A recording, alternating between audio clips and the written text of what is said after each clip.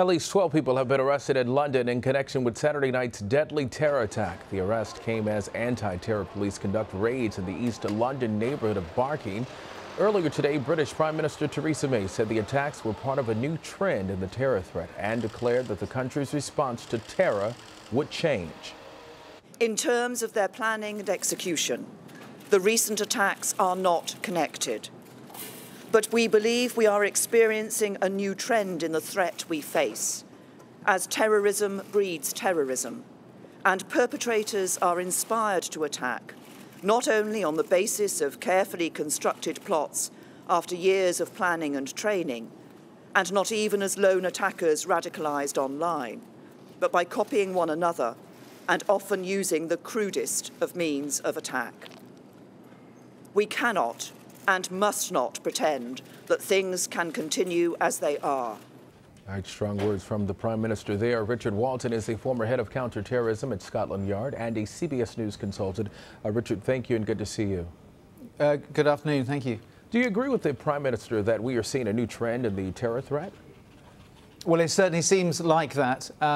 We had one terrorist attack from Islamist extremism between 2005 and 2016. We've now seen 3 attacks in 3 months, causing the death of 34 people. So this is certainly a surge in threat, mostly we believe from Islamic State and mostly inspired terrorism using British nationals.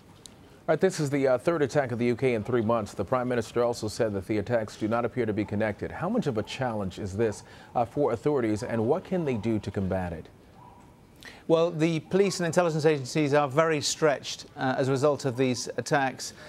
We had a major attack, obviously, in Manchester, causing the deaths of 22 people. We've had now 2 large-scale attacks in London, one in Westminster Bridge at the end of March, and then this one last night. It's putting enormous pressure on the intelligence agencies, both to try and prevent further attacks, but also to respond and react to what they're dealing with, mass fatalities and casualties, as well as complex major counter-terrorism investigations. When we talk about preventing attacks, what do you think the Prime Minister could mean by a new approach? Well, I think there's an emerging consensus that one of the weaknesses of the British counter-terrorism strategy is actually the prevent strand of the strategy, and there's, I think, a consensus that we're not doing enough to tackle, if you like, the narrative coming from within certain elements within the Muslim communities of the UK.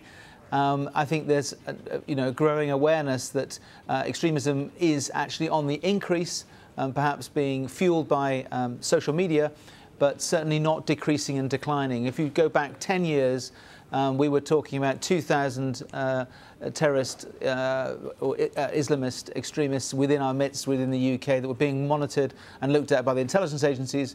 The security minister last week talked about 3,000. So this is an increasing homegrown threat, and obviously linked to groups like Islamic State, who are inspiring activity through the social media. We know that about a dozen people have been arrested so far there in the East London neighborhood of Barking. What do you make of 4 women being a part of that group? Well, we've had a number of women and girls arrested over the last few months. Indeed, only last month, a mother and her 2 daughters were charged with quite serious terrorist offences. We've seen also across Europe, we've seen young girls charged with terrorist plotting. It's very much a new trend in the last 12, 18 months or so, again coming out of Islamic State, but it's obviously not new this year. And a final question for you, Richard. Where do investigators go from here? Well, obviously the key now is to try and prevent any more attacks, and the threat level still remains at severe, which means an attack is highly likely. It's not gone up to critical, which means a new attack is imminent. So there's clearly no intelligence of a new attack.